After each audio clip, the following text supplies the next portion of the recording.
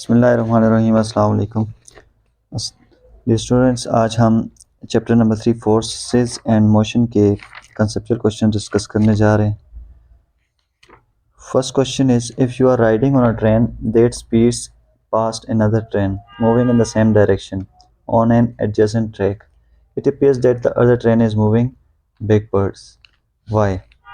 First question में कह रहे हैं कि दो ट्रेन्स हैं और वो दो ट्रेन्स किसी एडजेसेंट ट्रैक पर जा रही हैं और सपोज करें कि आप उसमें से एक ट्रेन में सफ़र कर रहे हैं, तो आप जब उस ट्रेन के मिरर से बाहर देखते हैं तो वहाँ पर दूसरी ट्रेन जो आपके साथ चल रही होती है वो ऐसा लग रहा होता है कि वो जैसे वो बैकवर्ड यानी पीछे की तरफ चल रही है। तो वो कह रहे हैं कि ऐसा क्यों होता है, तो चलें इसके रीज़न देखते हैं। स्टूडेंट्स चलते हैं, कंसिडर करते हैं हमारे पास दो ट्रेन हैं। एक ट्रेन वी इस तरफ जा रही है जिसकी वेलोसिटी v1 है और दूसरी ट्रेन ये है जिसकी वेलोसिटी v2 है। सपोज करता हूँ ये जो सेकंड ट्रेन है इसमें आप बैठे हुए हैं, ठीक है। तो अब वो कहते हैं जैसे ही आपकी ये वाली सेकंड वाली जिस ट्रेन में आप बैठे हुए हैं और ये दोनों ट्रेन दोनों एक जैसे ट्रैक पर हैं, यानी इनका रास्ता जो है वो सेम है, ठीक है। तो उस दौरान जब आप इस ट्रेन से बाहर उस दूसरी अपने सामने वाली ट्रेन को देखते हैं तो आपको ऐसा लगता है कि वो ट्रेन जो है वो बैकवर्ड जा रही है पीछे की तरफ, हालांकि वो भी आगे जा रही होती है। तो आपको ऐसा क्यों लगता है? तो स्टूडेंट्स इसका रीज़न ये कि यहाँ पर जो वेलोसिटीज़ हैं ना v2 और v1 ये रिलेटिविस्टिक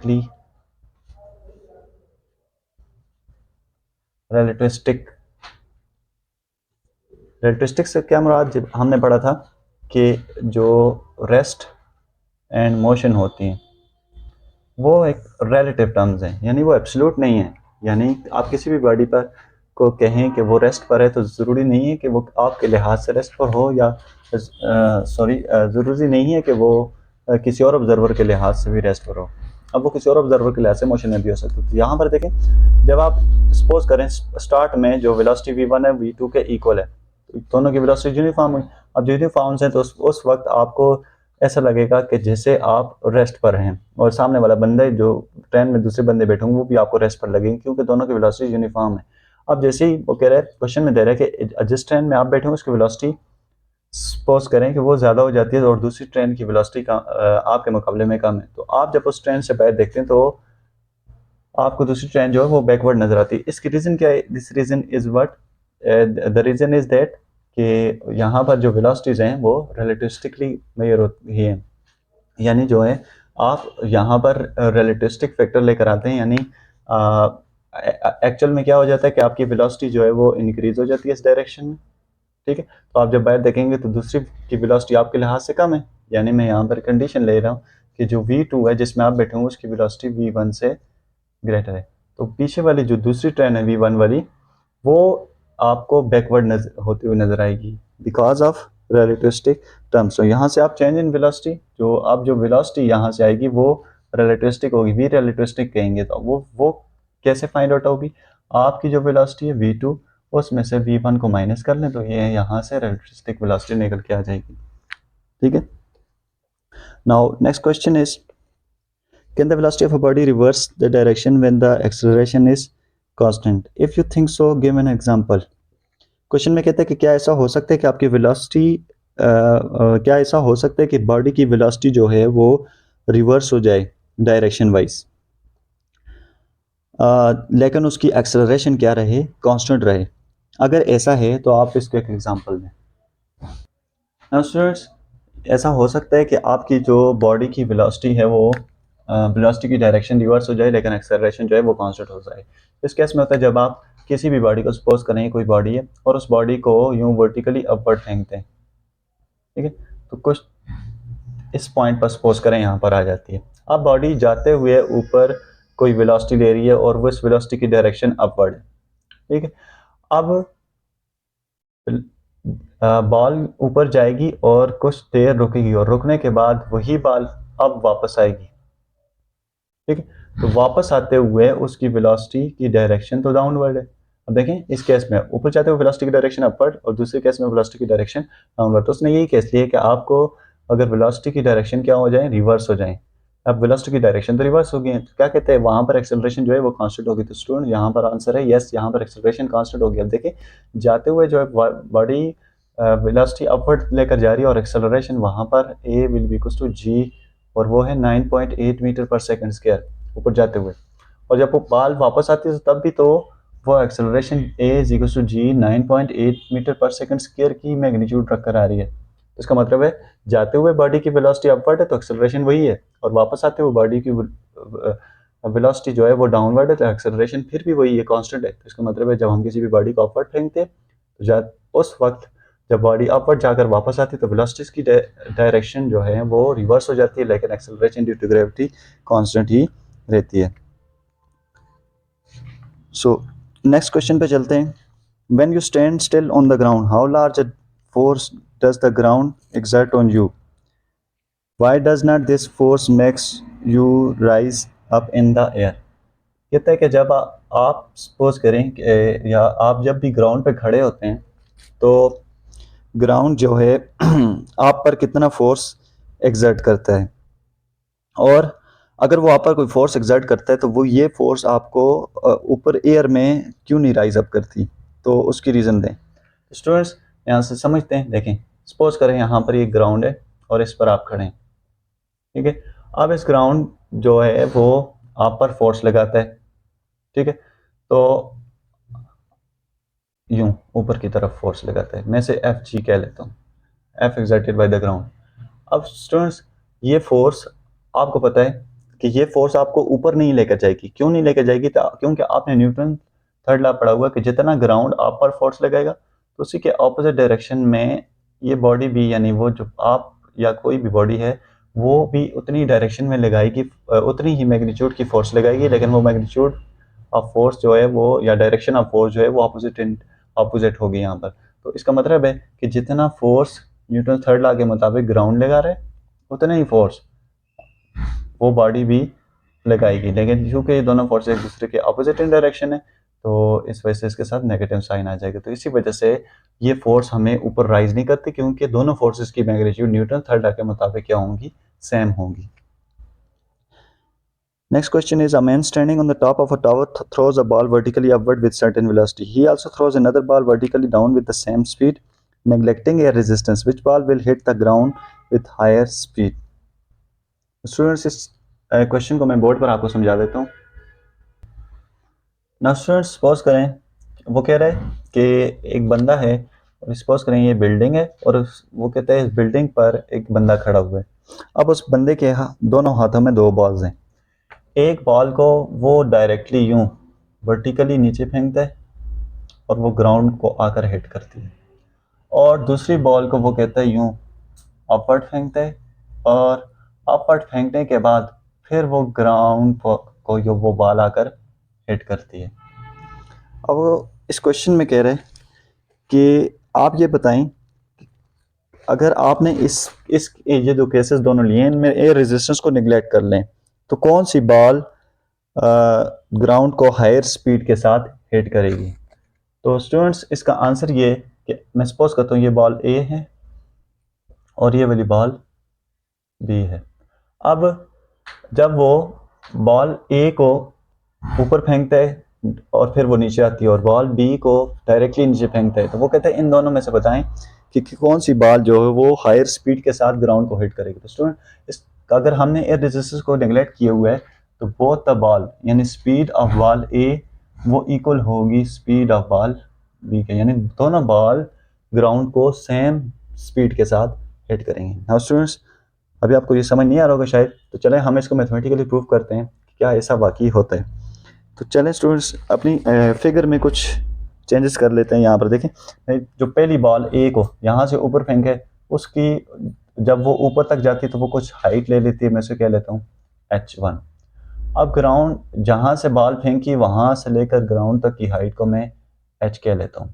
अब स्टूडेंट्स बॉल ऊपर तक जाएगी और यही बॉल ए अब कुछ हाइट लेने के बाद वापस भी आएगी, तो उस वक्त उसकी हाइट जो है वो देखें यहाँ से यहाँ तक, अब वो यहाँ से यहाँ तक h1 थी तो ये यहाँ से नीचे तक h, तो यहाँ पर अब टोटल वापस आते हुए h1 प्लस h हो जाएगी। नाउ स्टूडेंट्स, सिमिलरली इस बॉल बी को भी देखें तो बॉल बी जो ग्राउंड से यहाँ तक हाइट पर है उसे मैं एच कह लेता हूँ, क्योंकि ये दोनों हाइट सेम है इस पॉइंट पर, ठीक है। नाउ स्टूडेंट्स, अब सबसे पहले हम डिस्कस करते हैं इस बॉल ए की स्पीड निकाल देते हैं। सो बॉल ए की स्पीड को निकालने के लिए सबसे पहले हम कंसिडर कर लेते हैं, कंसिडर बॉल ए, बॉल ए को कंसिडर कर लेते हैं। अब स्टूडेंट यहाँ से ऊपर बॉल ए जाएगी तो जाते हुए वो यहाँ से ऊपर किसी भी इनिशियल वेलोसिटी के साथ जाएगी, ठीक है, और यहाँ पर आकर कुछ देर के लिए रुकेगी, तो मैं यहाँ पर उसको कह सकता हूँ यहाँ पर आकर उसकी फाइनल वेलोसिटी 0 हो जाएगी, ठीक है। तो इस पॉइंट पर यहाँ से यहाँ तक की स्पीड पहले फाइंड आउट कर लेते हैं कि यहाँ से जब ऊपर गई थी तो उस वक्त स्पीड क्या आई थी। और सुनो, यहाँ पर मैंने आपके सामने सॉल्व कर लिया, चलें इसको समझते देखें। मैं कोई ना मोशन लगा लेता हूँ। थर्ड इक्वेशन आप मोशन है 2as is equal to v square minus vi square. आप यहाँ पर सारी चीज़ें डिफाइन कर लेते हैं। देखें, जब बॉल यहाँ से यहाँ ऊपर जाती है तो उसकी फाइनल वेलोसिटी हमने कहा था इस पॉइंट पर रुकेगी तो 0 हो जाएगी। बॉल ऊपर जाते हुए कुछ इनिशियल वेलोसिटी vi के साथ जा रही है, ठीक है। और यहाँ से यहाँ तक का डिस्टेंस s कितना ले रही है, वो तो h1 है, उसे हमने h1 कहा है, तो s is equal to h1। अब ऊपर जाएगी तो एक्सेलरेशन ड्यू टू ग्रेविटी उसके डाउनवर्ड एक्ट करेगी, ऑपोजिट में एक्ट करेगी, तो वो माइनस जी के इक्वल है। इस सारी वैल्यूज को उठाकर इस इक्वेशन में पुट कर लें तो ये बन जाएगा -2gh1 is equal to 0 square minus V I square. तो ये आ जाएगा -2gh1 is equal to minus V I square, minus minus से कैंसिल हुआ, बाकी क्या बचा 2gh1 will be equal to V I square. तो यहाँ से मैंने इसको अरेंज कर लिया, V I square will be equal to 2gh1, इसको कोई नंबर 1 कह लें। नाउ स्टूडेंट्स, यहाँ से आगे सॉल्व करें। अब बॉल इधर इस पॉइंट पर पहुंच चुकी है, अब वापस आ रही है, तो वापस आते हुए वो हाइट h1 ले रही, h1 प्लस h ले रही, तो s वापस आते हुए h1 प्लस h हो जाएगा। अब स्टूडेंट्स, यहाँ पर बात समझ लीजिए कि जब बॉल वापस आएगी तो देखें इस पॉइंट पर आकर थोड़ा सा रुकेगी, तो अब रुकते हुए वापस आ रही है ना, तो वापस आते हुए अब इस साइड यूं डाउनवर्ड आ रही है, तो डाउनवर्ड आते हुए अब आप फिर वेलोसिटीज देखेंगे। अब फिर उसकी कोई इनिशियल वेलोसिटी यहाँ पर, क्योंकि बॉल स्टार्ट में रुकी हुई थी, तो उसकी इनिशियल वेलोसिटी आते हुए अब क्या हो जाएगी, 0 हो जाएगी, और यहाँ पर आकर कुछ फाइनल वेलोसिटी वी एफ के साथ आएगी, वो हमने फाइंड आउट करनी है, ठीक है। तो फिर इक्वेशन थर्ड इक्वेशन आप मोशन लगाएं, 2 times A S will be equal to V F square minus V I square. तो यहाँ पर सारी चीज़ें एस और वी एफ, वो तो वी एफ की ही इक्वल है, वी आई क्या हुई थी इस इक्वेशन में 0, और जी रह गया, तो जी उसी की डायरेक्शन में जिस साइड वेलोसिटी रहती है, क्योंकि ये वेलोसिटी की डायरेक्शन है डाउनवर्ड आ रही है, ठीक है। तो acceleration due to gravity A will be equal to, अब इस केस में प्लस जी होगा क्योंकि उसी की डायरेक्शन में आ रही है, तो सारी वैल्यूज उठाकर पुट करें, क्या बन जाएगा 2g into h1 plus h will be equal to V F square और माइनस 0 हो जाएगा, वी आई 0 है, तो ये बन जाएगा students 2gh1 plus 2gh will be equal to V F square, ठीक है। तो नाउ स्टूडेंट्स, यहाँ से देख सकते हैं आप कि इक्वेशन नंबर 1 से 2gh1 यहाँ पर है, तो वो तो वी आई स्क्वायर की इक्वल है, तो यहाँ पर मैं इसको लिख सकता हूँ V I square plus 2gh will be equal to V F square. ये मैं इसको अरेंज कर लेता, तो V F square will be equal to 2gh plus V I square. मुझे फाइंड आउट करना है वी एफ, दोनों साइड स्क्वायर रूट लूँ तो ये बन जाएगी V F will be equals to 2gh plus V I square under the root. तो यहाँ तक इस इक्वेशन को मैं रब नहीं करता क्योंकि अभी ये वाली इक्वेशन भी आनी है इस साइड वाली, तो वो देख लेते हैं। नाउ स्टूडेंट्स, कंसिडर करते हैं बॉल बी को। नाउ स्टूडेंट्स, बॉल बी की मोशन को कंसिडर कर देते हैं। बॉल बी की मोशन देखें, जहाँ पर अब बॉल बी यहाँ से वो डायरेक्टली फेंक रहा है, तो वो किसी इनिशियल वेलोसिटी के साथ उसे फेंकेगा, और यहाँ तक आते हुए उसकी कुछ फाइनल वेलोसिटी है वो हमने फाइंड आउट करनी है, और डिस्टेंस यहाँ से नीचे आते हुए डिस्टेंस h कवर कर रही है, ठीक है, और एक्सेलरेशन ड्यू टू ग्रेविटी यहाँ से आते हुए नीचे क्या होगी, उसी के ऑपोजिट में आ रही है, ठीक है। तो sorry, acceleration due to gravity यहाँ पर उसी की डायरेक्शन में आ रही है, बाल तो प्लस जी हो जाएगी, ठीक है। यहाँ पर सारी वैल्यूज उठाकर पुट करें तो ये बन जाएगी V F square minus V I square will be equal to 2g, और s की जगह h आ जाएगा यहाँ से यहाँ तक की हाइट, ठीक है। तो यहाँ से आप V F square will be equal to 2gh, ये साइड आकर प्लस हो जाएगा, प्लस वी आई स्क्वायर। तो मैंने फाइंड आउट करना सिर्फ वी एफ, तो दोनों साइड स्क्वायर रूट लूँ तो ये आ जाएगा 2gh plus V I square. Now students दो इक्वेशंस आ गई, देखें ऊपर जाते हुए बॉल ऊपर गई थी और फिर वापस आई, उसकी कोई नहीं आई, और बॉल जब डायरेक्टली आपने फेंकी तो उसकी कोई नहीं आई। अब दोनों को देखें, यहाँ पर इसकी फाइनल वेलोसिटी क्या है, 2gh plus V I square, और यहाँ पर 2gh plus V I square, दोनों की वेलोसिटी जो है वो सॉरी स्पीड्स जो हैं वो सेम आई हैं। तो इसका मतलब है यहाँ पर हम प्रूव इस बात से प्रूव कर लिया कि both the balls will hit the ground with the same speed. यहाँ पर स्पीड दोनों की सेम हो जाएगी। स्टूडेंट्स चलते हैं नेक्स्ट क्वेश्चन पर। नेक्स्ट क्वेश्चन इज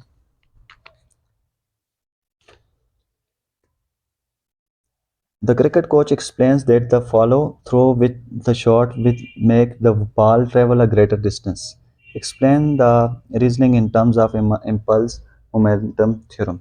कहते हैं क्रिकेट कोच अपने बैट्समैन को ये एक्सप्लेनेशन दे रहा था कि आपको बॉल जिस डायरेक्शन में आए आप उसी डायरेक्शन में बॉल को हिट करें तो ये ज़्यादा डिस्टेंस ट्रेवल करके जाएगी। तो वो कह रहा है कि आप इसी चीज़ को इम्पल्स मोमेंटम थ्योरम से एक्सप्लेन करें। स्टूडेंट्स इस चीज़ को बड़ा बोर्ड से समझते हैं। फॉलो थ्रो का क्या मतलब है? फॉलो थ्रो का मतलब ये है कि follow through means to move the ball in the direction of the shot, कि जिस डायरेक्शन में आप शॉट मार रहे हैं उसी डायरेक्शन में आप बॉल को मूव कर लें। ये इस वजह से वो एक्सप्लेन कर रहे होते हैं बॉल को, ताकि बॉल का और बैट का आपस में कॉन्टैक्ट ज़्यादा आ जाए। कॉन्टैक्ट ज़्यादा आने से जो बॉल जो है वो ज़्यादा वेलोसिटी के साथ जाएगी और वो ज़्यादा डिस्टेंस ट्रेवल करेगी। तो वो कहते हैं इसी चीज़ को इम्पल्स मोमेंटम थ्योरम से एक्सप्लेन करें तो हमारे पास इम्पल्स जो होती है हमने प्रूव किया था, impulse is equal to change in momentum, हमने प्रूव किया हुआ है। तो इम्पल्स किसकी इक्वल होती है? F average into delta T is equal to change in momentum, J की जगह ये पुट कर लिया। ठीक है, तो यहाँ पर देखें F average into delta T momentum होता है प्रोडक्ट ऑफ मास और वेलोसिटी, चूंकि चेंज इन मोमेंटम है तो इसका मतलब वेलोसिटी का चेंज आएगा, डेल्टा एम डेल्टा वी। तो यहाँ पर स्टूडेंट्स हम ये देख सकते हैं कि यहाँ पर जो डेल्टा टी है वो डायरेक्टली प्रोपोर्शनल है किसके? डेल्टा वी के। तो यहाँ से हमें ये बात पता लगी कि आपका कॉन्टैक्ट जितना वो ज़्यादा आएगा तो इसका मतलब है वहाँ पर वो उतना टाइम उसका ज़्यादा हो जाएगा। जब टाइम ज़्यादा हुआ तो वहाँ पर वो ज़्यादा वेलोसिटी के साथ जाएगा। तो रिजल्ट में जब कोई किसी भी चीज़ की वेलोसिटी ज़्यादा तो वेलोसिटी होती है net displacement divided by time, तो वहाँ पर उसको ज़्यादा डिस्प्लेसमेंट कवर करके जाएगी। तो रिजल्ट में आपकी बॉल जो है वो ज़्यादा डिस्टेंस कवर करेगी, यानी उसकी जो है वो स्पीड ज़्यादा हो जाएगी। तो स्पीड ज़्यादा होने से वो बॉल ज़्यादा दूर तक जाएगी, तो जिसके रिजल्ट में आपको एक बड़े हिट लगेगी, जिसके रिजल्ट में वो यानी उसका जो डिस्टेंस है वो बहुत ज़्यादा इंक्रीज़ कर जाएगा। ये इस वजह से होता है कि आपने उसका कॉन्टैक्ट टाइम इंक्रीज कर लिया है। तो कॉन्टैक्ट टाइम इंक्रीज कर रहे हैं तो उसकी वेलोसिटी इंक्रीज हो जाएगी, वेलोसिटी इंक्रीज तो रिजल्ट में वो ज़्यादा डिस्टेंस कवर करके जाएगी। Next question is when you release an inflated one untied balloon why does it fly across the room. Next question में कह रहा है कि जब आप किसी भी बैलून को जिसमें हवा भरी हुई हो उसको अनटाई करते हैं और वो रूम में जैसे ही आप उसको रिलीज़ करते हैं तो वो रूम में यूँ इधर उधर जाता है। तो ऐसा क्यों होता है, यानी वो ऊपर की तरफ क्यों जाता है रिजल्ट? तो स्टूडेंट्स ऐसा इस वजह से होता है, यहाँ पर दो रीज़न्स हैं। सबसे पहला रीज़न ये कि जब आप बैलून को में से हवा को रिलीज़ करते हैं तो रिलीज़ करेंगे तो जैसे ही हवा रिलीज़ होगी तो यहाँ पर ये हवा बाहर आने की कोशिश करेगी, इसका मतलब है ये बाहर की तरफ फोर्स लगाएगी। ठीक है, तो ये मैं इसे F1 कह लेता हूँ। तो न्यूटन थर्ड लॉ के मुताबिक हर बॉडी दूसरी बॉडी पर ऑपोजिट डायरेक्शन में फोर्स लगाएगी, मैग्नीट्यूड वाइज वो सेम होगी। तो इन द ऑपोजिट डायरेक्शन यहाँ पर बैलून के अंदर की हवा जो है वो इस बैलून को यूँ ऊपर की तरफ लेकर जाएगी, तो वो अंदर की तरफ ऑपोजिट डायरेक्शन में बैलून पर फोर्स लगाएगी। तो रिजल्ट में F1 इक्वल हो जाएगी F2 के, लेकिन डायरेक्शन में अपोजिट, तो जिसकी वजह से बैलून जो है वो हवा में इधर उधर ऑपोजिट डायरेक्शन में जाएगा। अब दूसरा रीज़न भी यहाँ पर ये जब आप बैलून को रिलीज़ करते तो बैलून को रिलीज़ करने से हवा रिलीज़ होती है, हवा का कुछ मैस होगी और वो किसी वेलोसिटी के साथ रिलीज़ करेगी, इसका मतलब है कुछ मोमेंटम होगा, क्योंकि प्रोडक्ट ऑफ मैस और वेलोसिटी आपको मोमेंटम देते थे। तो मैं सपोज करता हूँ यहाँ पर जो बाहर आने वाली हवा है उसका मोमेंटम P1 है। अब आपने पढ़े हुए थे law of conservation of momentum, तो in order to conserve momentum ये जो अंदर की हवा है, अंदर की हवा इस बैलून को के मोमेंटम को कंजर्व रखने के लिए क्या करेगी, इस बैलून को इसके ऑपोजिट डायरेक्शन में लेकर जाएगी। तो रिजल्ट में अंदर की हवा का भी कोई मैस और वेलोसिटी भी होगी, तो उसकी मैस और वेलोसिटी के मोमेंटम को मैं P2 कह लेता हूँ। तो यहाँ पर in order to conserve momentum P1 जो है वो P2 के इक्वल होगा, लेकिन डायरेक्शन में एक दूसरे के ऑपोजिट होंगे। ठीक है, तो यहाँ पर हमने law of conservation of momentum पढ़ा था कि total momentum of the system remains constant या कंजर्व। तो यहाँ पर ये इस साइड आ जाएगी, plus P2 will be equal to 0। इसका मतलब है टोटल मोमेंटम यानी momentum total will be equal to 0। तो in order to conserve the momentum जो है मून बैलून जो है वो इसके ऑपोजिट डायरेक्शन में यूँ कमरे में डिफरेंट डायरेक्शन में जाएगा। ठीक है, तो इस केस में क्या होगी कि ये जो बैलून जो है वो अपने आप को इस तरह अरेंज कर लेगा कि वो एक आइसोलेटेड सिस्टम बना लेगा। ठीक है, तो रिजल्ट में टोटल मोमेंटम ये है वो वहाँ पर कंजर्व रहेगा। नो नेक्स्ट इज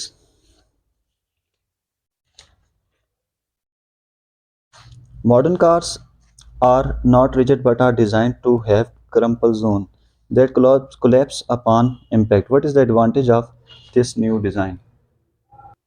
क्वेश्चन को समझे ज़रा। कहते हैं जो मॉडर्न कार्स आ रही हैं वो उनका जो फ्रंट और रियर एंड होता है वो रिजिड नहीं होता। रिजिड से मुराद बिल्कुल सख्त नुमा यानी स्ट्रेट नहीं बनाया हुआ होता, बट उनका कोई क्रम्पल जोन होता है। क्रम्पल जोन से मुराद के जो आगे का एंड होता है वो यहाँ से यूं टेढ़ा सा बनाया होता है और उसे थोड़ा सा आगे एक्सटेंड किया होता है, और इसी तरह बैक वाली साइड से भी उसके यूं स्ट्रक्चर दी होती है।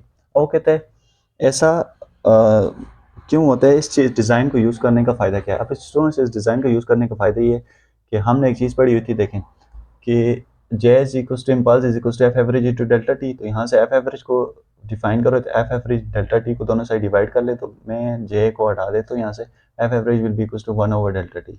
अब ये यहाँ पर देखें फोर्स और टाइम का इन्वर्स रिलेशनशिप आ रहा है। तो यहाँ पर क्रम्बल जोन का ये फ़ायदा है कि जब ये कार किसी भी बॉडी के साथ हिट करेगी, कोई एक्सीडेंट वगैरह हो जाता है, तो एक्सीडेंट होने से क्या होगा कि जैसे ही इसके साथ क्रैश करेगी तो क्रैश करते हुए यहाँ से यहाँ तक जो ये जोन बना हुआ है क्रम्बल जोन, तो वो क्या करेगा, फोर्स कम इम्पार्ट करेगा, क्योंकि यहाँ से यहाँ तक देखें टाइम ज़्यादा मिल रहा है। तो जब टाइम ज़्यादा हो ये तो एफ एफ फोर्स उसके इन्वर्सली प्रोपोर्शनल है, यहाँ पर फोर्स क्या हो जाएगी कम, तो जिसकी वजह से अंदर बैठे हुए पैसेंजर्स और उस गाड़ी को भी इतना नुकसान नहीं होगा। तो पैसेंजर तक फोर्स यानी एनर्जी जो है वो इतनी नहीं पहुँचेगी जो यहाँ से कोलिजन के दौरान मिलेगी। ठीक है, तो रिजल्ट में आपकी गाड़ी भी सेफ रहती है और जो अंदर बैठे हुए बंदे हैं वो भी इतने जख्मी नहीं होते। अब इसके मुकाबले में मैं कोई दूसरी कार ले लेता हूँ और वो उसका क्रम्बल जोन थोड़ा सा मैं छोटा बना लेता हूँ। ठीक है, देखें यहाँ से इसका क्रम्बल जोन छोटा बना लिया, तो यहाँ पर जब ये इसके साथ हिट करेगी तो यहाँ पर देखें इसका टाइम इसके लिहाज से यहाँ पर जो टाइम का चेंज है वो क्या है, बहुत ज़्यादा कम है। जब टाइम का चेंज बहुत ज़्यादा कम हो जाएगा तो ये फोर्स क्या हो जाएगी, यहाँ से बहुत ज़्यादा हाई यानी ज़्यादा हो जाएगी। तो रिजल्ट में आपकी सारी की सारी एनर्जी एकदम से इस गाड़ी को मिल जाएगी और रिजल्ट में अंदर बैठे हुए बंदे को भी ज़्यादा हिट कर सकती है। तो इसी वजह से आपने देखा होगा अक्सर जो सामने से फ्लैट यानी रिजिड गाड़ियाँ होती हैं वो ज़्यादा एक्सीडेंट्स की वजह से ज़्यादा नुकसान पाती हैं, और दूसरी जो नॉर्मल जी इस तरह की गाड़ियाँ जो होती हैं वो एक्सीडेंट्स में ज़्यादा नुकसान नहीं उठाना पड़ता उनको।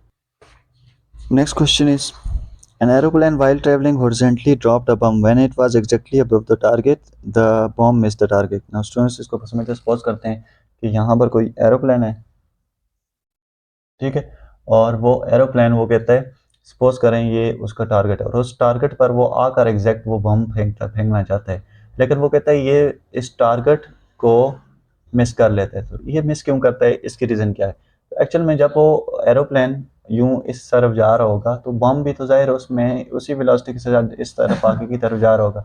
अब बॉब की हॉरिजॉन्टल वेलोसिटी भी वही है जो एरोप्लेन की हॉरिजॉन्टल वेलोसिटी, यानी वेलोसिटी का एक्स कंपोनेंट दोनों का सेम है। तो अब हमने पढ़ा था कि वेलोसिटी का एक्स कंपोनेंट जब दोनों का सेम हो तो इसका मतलब ये है कि दोनों सेम स्पीड से जाएंगे, तो रिजल्ट में ये जो बॉल है या जी सॉरी बम जो है वो प्रोजेक्टाइल पाथ फॉलो करते हुए यूं आगे की तरफ जाके गिरेगा। अब अगर आपने क्या करना है, इस बम को एग्जैक्टली टारगेट पर फेंकना है, तो फिर आपको इस एरोप्लेन से यहाँ पीछे किसी जगह से बम को फेंकना होगा और वहाँ से आपने इस टारगेट को हिट करना होगा। तो वो डिस्टेंस भी आप कैलकुलेट कर सकते हैं। ठीक है, तो इस डिस्टेंस के लिए मैं सामने इक्वेशन लिख लेता हूँ उस डिस्टेंस को कि वहाँ से आप कितने डिस्टेंस पहले फेंकेंगे, तो उसके लिए आप इक्वेशन पहले डिराइव कर। स्टूडेंट्स यहाँ पर मैंने आपके सामने ये इक्वेशन ड्राइव कर लिया, तो आप अगर इस कंसेप्ट ये क्वेश्चन आ जाए तो आप इसके सामने ये लिख सकें कि आप यहाँ पर कितने डिस्टेंस से पहले इसको गिराएं तो तब जाके बम एग्जैक्टली गिरेगा। तो उसके लिए आपके पास एक इक्वेशन होनी चाहिए। स्टूडेंट डिस्टेंस हमारे पास डिवाइड होता है, लेकिन v is equal to H divided by T होता है। तो यहाँ से एस को डिफाइन करना H is equal to V T हो जाएगा। अब यहाँ पर v जो है वो कैलकुलेट करनी है और साथ हमने टाइम पीरियड उसका देखना है। तो टाइम पीरियड के लिए कोई निकालते हैं, वो हम सेकंड इक्वेशन मोशन यूज़ करते हैं, S is equal to V I T plus half A T square होता है। तो यहाँ पर एस की जगह एच आ जाएगी, क्योंकि यहाँ से ये किसी ग्राउंड हाइट एच पर होगा जो हेलीकॉप्टर है, ठीक है। तो V I T plus 1/2 acceleration due to gravity G into T square. तो एच इज इक्वल टू यहाँ पर, लेकिन जब बॉम्ब को फेंकेंगे तो वहाँ पर उसके इनिशियल वेलोसिटी क्या हो जाएगी, 0, ठीक है। और रेस्ट से फेंकेंगे जाहिर है तो 1/2 जी टी स्क्वायर हो जाएगा, ठीक है ना। नाउ यहाँ पर 2 इस साइड है तो उसका मल्टीप्लाई कर लिए, 2h बन गया is equal to G T square है। तो टी को निकालें, ठीक है, और दोनों साइड स्क्वायर रूट लें, इसको सॉल्व कर लें, 2h डिवाइडेड बाई जी। तो यहाँ पर टाइम निकल गया, अब इस टाइम की वैल्यू को उठाकर इस इक्वेशन में पुट कर लें यहाँ पर ऊपर। तो S is equal to V into under root of 2h over G. अब देखें यहाँ पर, अब जिस स्पीड के साथ वो हेलीकॉप्टर जा रहा है वो भी आपको पता होगी, 2 इंटू हाइट, कितनी हाइट से वो भी आपको पता होगी, और जी की वैल्यू पुट करें तो आपके पास डिस्टेंस आ जाएगा कि कितने डिस्टेंस पहले आपने वहाँ पर उसको फेंकना है। नाउ स्टूडेंट्स, नेक्स्ट क्वेश्चन,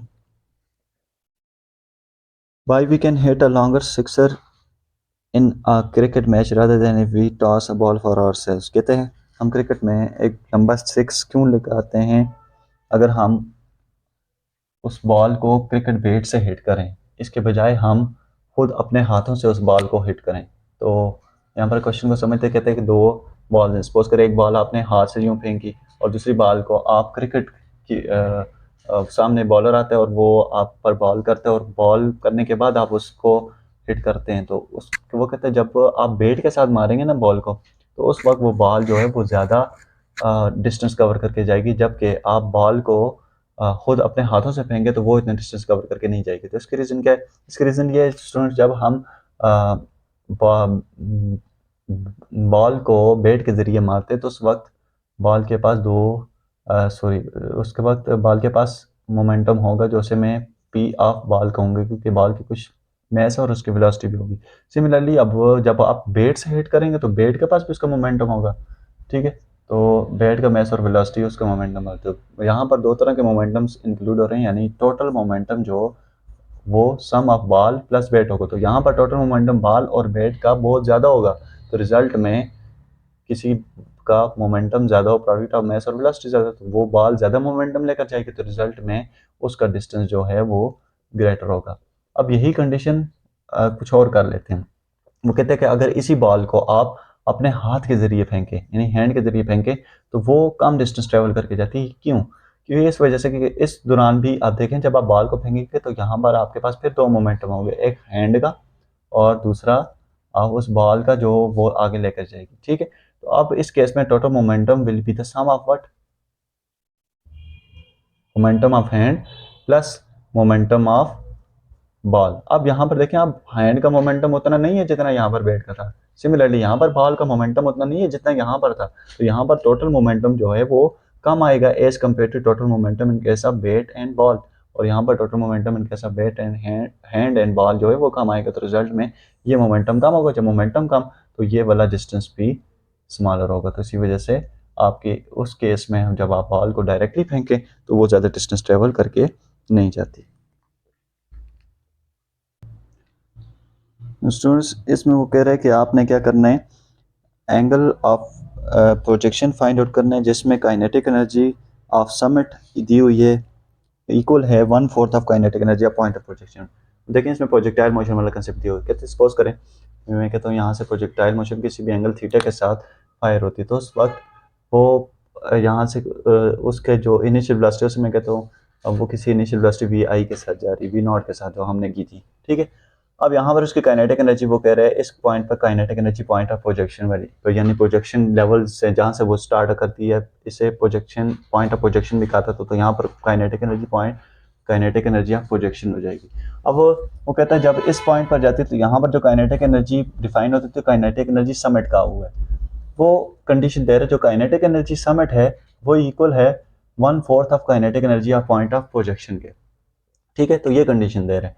अब वो कहते हैं इसके लिए एंगल क्या होना चाहिए वो आपने फाइंड आउट करना है। तो नाउ स्टूडेंट सबसे पहले हम डिफाइन करते हैं व्हाट इज काइनेटिक एनर्जी। इस स्टार्टिंग पॉइंट पर काइनेटिक एनर्जी क्या होगी, तो स्टूडेंट्स काइनेटिक एनर्जी होती है हाफ एम वी स्क्वायर, ठीक है। तो यहाँ पर क्या हो जाएगा, kinetic energy at point of projection will be equal to half M V square की जगह क्या हो जाएगा वी नॉट का जो इनिशियल वेलोसिटी हमने कहा था, इनिशियल वेलोसिटी वी नॉट के साथ जा रही है, ठीक है।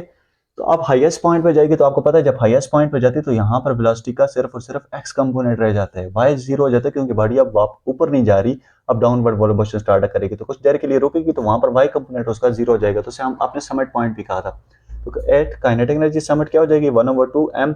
अब यहाँ पर वी एक्स स्क्वायर लिखेंगे क्योंकि एक्स कंपोनेंट इन्वॉल्व हो रहा है, वाई हो रहा ही नहीं है, ठीक है। तो ये दोनों वैल्यूज उठा कर इक्वेशन नंबर 1 में पुट करने तो क्या बन जाएगी, equation number 1 is equal to 1/2m V X square is equal to 1/4 of 1/2m V not square, ठीक है। ये सारी वैल्यूज उठाकर उसमें पुट कर ली। अब वी एक्स आपको पता है कि वो किसकी इक्वल है, V nought cos of theta, ठीक है। तो V nought cos of theta whole square हो जाएगा, ये आपने सॉल्व किया होगा 1/4 into 1/2m V not square हो जाएगा। तो यहाँ पे स्टूडेंट्स यहाँ पे आप देख सकते हैं मैंने इसके स्क्वायर को ओपन किया, V not square cos square theta is equal to 1/4 था into 1/2m V not square हो जाएगा। स्टूडेंट्स यहाँ से देखें मैंने इसको अरेंज करके लिख लिया, ये जो 1/2m वी नॉट स्क्वायर था इसको मैंने बाहर लेकर आया और 1/4 को आगे लिख लिया। यहाँ से स्टूडेंट देखें कुछ चीज़ें कैंसिल हो रही है, 1/2 यहाँ से 1/2 से कैंसिल, एम से कैंसिल, वी नॉट स्क्वायर से कैंसिल, तो बाकी क्या चीज़ बची, cos square theta will be equals to यहाँ पर बच गया 1/4। स्टूडेंट मुझे सिर्फ और सिर्फ यहाँ पर थीटा फाइंड आउट करना है, तो यहाँ पर मैं क्या कर लेता हूँ, पहले स्क्वायर को खत्म करने के लिए दोनों साइड स्क्वायर रूट ले लेता हूँ, ये बन जाएगा cos theta will be equals to 1/√4 1/2 हो जाएगा, ठीक है। तो यहाँ पर हमें फाइंड आउट करना है थीटा, तो theta will be equals to cos inverse उस साइड जाएगा 1/2, ठीक है, कॉस इनवर्स हो जाएगा, तो ये आ जाएगा कॉस इनवर्स ऑफ 1/2। तो कॉस इनवर्स ऑफ 1/2 जो होता है वो होता है 60 डिग्री, तो इसका मतलब है यहाँ पर हमारे पास ये एंगल जो है वो 60 डिग्री होना चाहिए। Students next question is for any specific velocity of projection the maximum range is equals to 4 times the corresponding height, discuss. तो स्टूडेंट यहाँ पर वो कंडीशन दे रहा है कि आर मैक्सिमम जो है वो 4 टाइम कॉरेस्पॉन्डिंग हाइट की है। तो स्टूडेंट्स हमें आर मैक्सिमम की वैल्यू भी पता है, हाइट की वैल्यू भी पता है, दोनों वैल्यूज उठाकर इसमें पुट कर ले, मैं यहाँ पर डायरेक्टली पुट कर लेता हूँ, ठीक है। आर मैक्सिमम की वैल्यू आपको पता थी V not square into sine 2 theta divided by G था इज इक्वल टू 4। अपनी जगह पर हाइट की वैल्यू पुट करनी, हाइट है हमारे पास V not square sine square theta divided by 2g, ये वैल्यूज दोनों मैंने उठाकर इस इक्वेशन में पुट कर ली जो उसने कंडीशन दी हुई। अब स्टूडेंट्स इसको सॉल्व करते हैं, V not square into sine 2 theta होता है 2 sine theta into cos theta, ये हमने सॉल्व किया था, ठीक है। 4 इंटू यहाँ पर क्या बन जाएगा V not square sine square theta divided by 2 into G. यहाँ स्टूडेंट्स यहाँ पर देखिए कुछ चीज़ें कैंसिल हो रही, मैं डायरेक्ट कैंसिल कर लेता हूँ, ठीक है। वी नॉट स्क्वायर से गया साइड्स,